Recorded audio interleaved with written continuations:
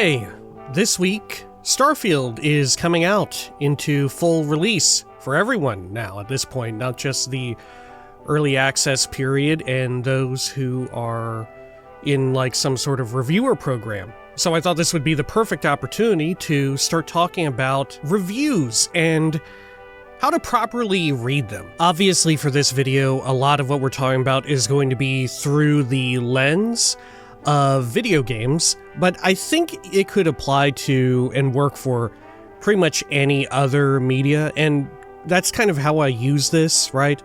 And also, I think a lot of people already kind of do this, whether they realize it or not. It's kind of a subconscious thing. Maybe you only do it with more personal reviews and less with like formal reviews that come from like a formal place of criticism or whatever, something along those lines. But yeah, a lot of this is, I wouldn't say in response to, but sparked by sort of the general discourse going around about, of course, whenever there's a big game, this time, like I said, it's Starfield.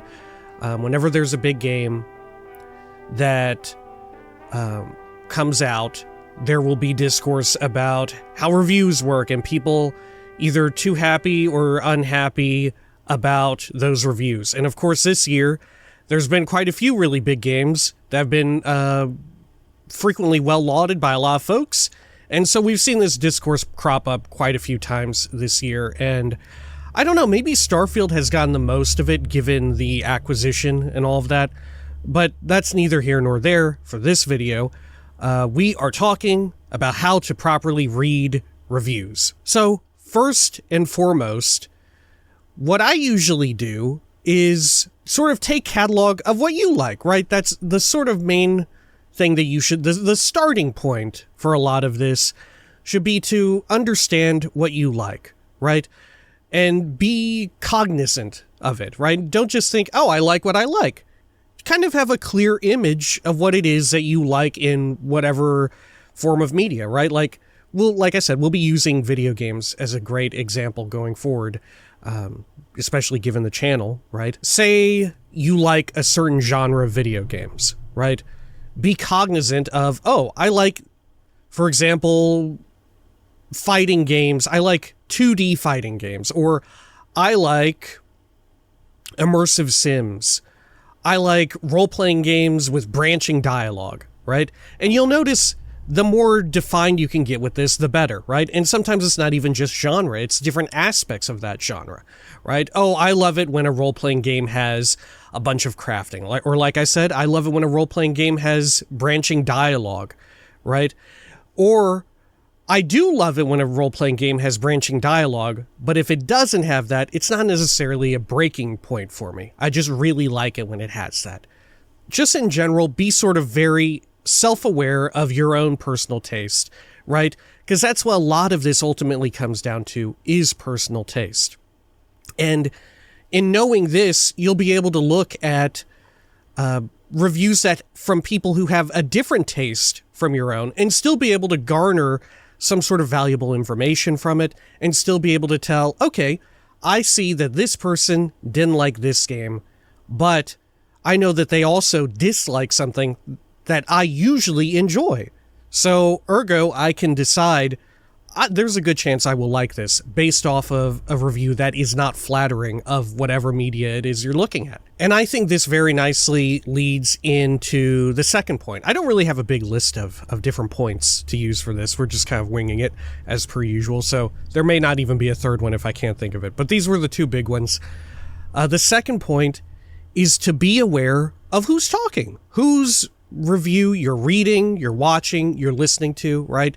Could come in all sorts of forms, whether it's just opinion pieces, people just talking candidly on a podcast, a more formal written critique, right? Something like that.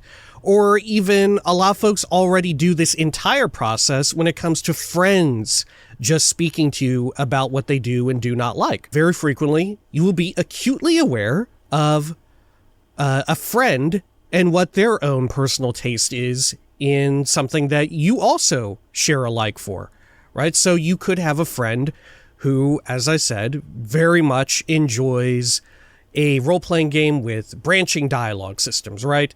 But you could also have a friend who really couldn't care less, who frequently will either skip dialogue, skip cutscenes, or whenever there's a big menu to ask additional questions in a role-playing game or any game, they will opt not to do that. They want to get straight to the point, straight to the mechanics of the situation, straight to what we would refer to as the gameplay. Though technically, of course, the dialogue tree and stuff, that is also gameplay, right?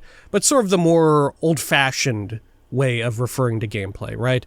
Running around, swinging a sword, shooting whatever, anything like that. So, by way of knowing who is speaking, right? Who is giving you this information, you can more accurately make a sort of assessment based on the information that they have given. Effectively, you're just trying to get more care put into your assessment of their assessment. And I think that this is why it helps so much whenever you're heavily interested in a certain like hobby or media or whatever like that, that you do have sort of, I don't know, these contact points, so to speak, sort of people who you enjoy and who you have an idea of, right? Because ultimately, there is some work required on your part, right?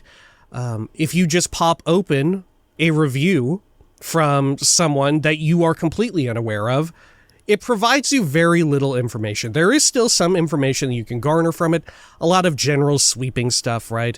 And that's kind of where review scores really come into play. It's more general sweeping stuff or a thumbs up, thumbs down system. Because you don't really know them, you don't know their own taste, but if you have the opportunity to know, like you regularly listen to a podcast, that's something that I love to do a whole lot. I listen to so many games-related podcasts. I listen to Remap Radio, I listen to Jeff Gerstmann since he went solo, Nextlander. I love to listen to Giant Bomb, especially Game Mess Mornings, even the Core Show, a much smaller grouping than all of those. I love those, and I know a lot about the tastes of the hosts on those shows, right? You get to interact with it on a more fun level, right? Because you know the taste of this person. You're like, oh, interesting. So you like this, but you dislike that. And that gets to be a very fun and enjoyable way that you can also interact with it. But at the forefront, it helps you better understand why you may or may not like something, and can also help you formulate your own sort of opinions on it as well, right? It's just sort of like a forum where you're bouncing ideas off of each other, except it's in this new sort of internet age situation where you're just putting information out there and then you're using that to sort of convalesce your own opinion on whatever it is. In summation, it helps so much to know what people like and what they don't like. A great example in the case of this, I very frequently say it, I absolutely love Bethesda games, BGS's games. I very much almost always enjoy them. Even the misses, even Fallout 76, I really enjoyed. I put hundreds of hours into it. My character is like level 300 or 200 something. I don't know. It's been a while since I logged in. In that sense, although you know that I like that, I very frequently go out of my way to say, take whatever I say about these games with a big grain of salt. Because for some reason, it just really clicks with me. That formula, the sort of systems that they employ in their games, where it's like this mishmash of an immersive sim and a role-playing game, sort of take that with a grain of salt, or a fistful of salt, if you will. And finally, I would probably add the third sort of big point, the third sort of big takeaway from all of this, or driving point, or whatever you would call it, would be to understand that it's all opinion. All of it is entirely subjective and opinion. Unless you're specifically talking about whether or not something is present or absent, or you're on more of a technical level when you're discussing something, it's entirely subjective, right? Even those technical levels, talking about like, for example, how smoothly something runs, what sorts of features are present in this game or whatever, the importance that you personally place on its presence will vary between person to person. And I think that this last point, it sort of helps you weather any sort of storm, so to speak, whenever there is sort of a disagreement, like if you're very young or you're very inexperienced with this sort of line of thought of sort of thinking about critique in this way, it can really be of help for you to think of it in this way of like, it's all just people expressing their opinion. Whether or not a lot of people say, oh, this game is doing very well, it's selling a whole lot, or it's getting really high scores, it's just a consensus of opinion. So sort of the way in which I think of it is, imagine you have a game and you've got probably my favorite score evaluation system is 1 out of 5. It's very to the point. I dislike half points. I prefer the committal of taking a whole point, 1 out of 5. I feel like it makes for way more interesting decisions if you must assign a numeric score. But, for example, imagine a game gets a 5 out of 5, right? From someone that you know their opinions, you know your own opinions, you're comparing that together, right?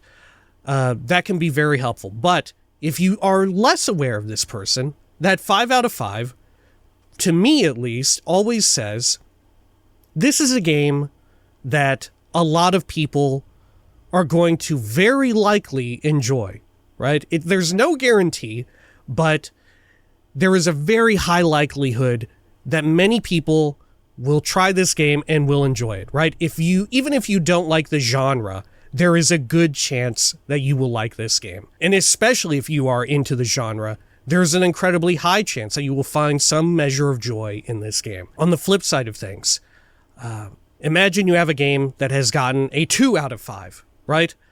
There is still a chance that you can enjoy that game. Presume that it means there is a small amount of people who will probably enjoy this game, right?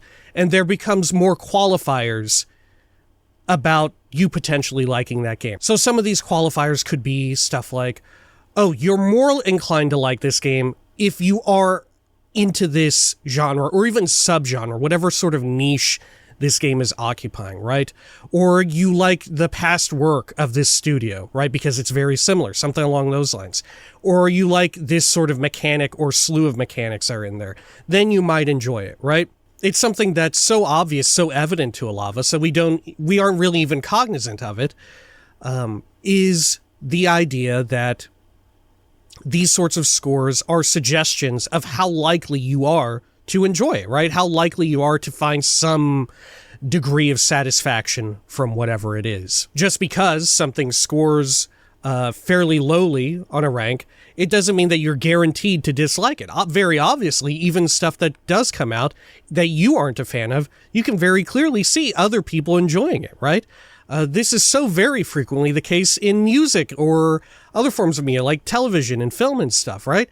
Stuff that you actively dislike that gets poor critic ratings. You know, people are always like, the critics, what are they talking about and stuff like that. They are coming from a certain place, right? But usually people who say like, what are the critics saying? What's going on? These journalists and stuff, right? It's such a red flag for someone who is so inexperienced and sort of underdeveloped in this way of more, adeptly analyzing critique in and of itself. There is media literacy, I would say, but there is also critique literacy, being able to understand what a critic is trying to convey to you and understand that critic themselves. But yeah, to go back, there are plenty of people who like stuff that doesn't score well, right? There's plenty of people who like things that are scores disregarded, that's usually panned. Case in point, like I said, with Fallout 76, even when it was perhaps at its most buggiest and worst around launch, I was still playing a lot of it. I was someone who still enjoyed it, right? And thus, those qualifiers, like I said, pop in. Do you like this sort of game? Do you like the sort of mechanics on display? Do you like generally the same formula that has been used by this studio? Any sort of qualifier, right? It could be anything, not necessarily that. But yes, to reiterate on this third point, it's that scores and sort of universal opinion, consensus of the public and all of that, it is a suggestion of toward the notion of, would you like this? What are the odds that someone going into this will like it, right? What are the odds that you going into this fresh will like it. If it's a low score, that just means that it becomes much rarer, much more uncommon for someone to enjoy it. It doesn't mean that those people won't exist, right? And that their own opinions of it are not valid, right? Because it is, like we said, entirely subjective. Hopefully this will help you be more conscious of your own taste and the taste of others, and how you can use those two to inform one another and sort of come to your own conclusion as to whether or not you like something, right? And like I said, this kind of applies to everything. We're just looking at it through the lens of video games, given that this is a video games focused channel.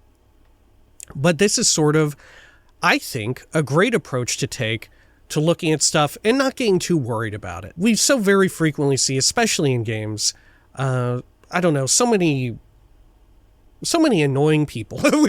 we see so many annoying people get worked up over this kind of thing and take too much of it to heart. Just enjoy the thing that you enjoy, so long as nothing horrible has happened to the people in the process of making it, then just enjoy it or whatever, right? The main qualifier should be that everybody's just having a good time. Of course, in saying that little tidbit there at the end, the important caveat, of course, with scores and stuff, is that very frequently, well, okay, I'll say it this way. We live in a system, in a world in which the companies, whether it be the studio owners at large, a publisher, publishing house, something like that, will very frequently. My understanding is that this happens a lot, and I'm sure there are at least a few examples that you can think of right up off the top of your head if you're very much into video games specifically. I don't know if this holds true to other forms of media, but at least in video games, the very wild caveat is those scores are held against people who actually make and work on the game. They are used to incentivize bonus pay, paid time off, vacation, other sorts of bonuses as well, incentives at your work. And similarly, they're used to disincentivize them, right? If you get a game that comes out really poorly, right? We're seeing a period where these games try to shoot for the moon, so to speak. And publishers and stuff or these conglomerates that own a whole bunch of different companies, and especially have just bought out a whole bunch of them, if the game performs very poorly in sales or even gets a bad score, we will see these sorts of large conglomerations, these great like mega corporations that very recently you've seen buying out studios, smaller studios, will hold sort of the Metacritic, the open critic rating and all of that of these games, hold that up on a pedestal and say to these studios, oh, you didn't meet this certain threshold, therefore we're going to cut your bonus pay this period, this quarter, or your like holiday season bonus pay. We're having that because you didn't meet this Metacritic quota that we estimated for your team to deliver on. It's very frequently that happens, and it is pretty damn rough.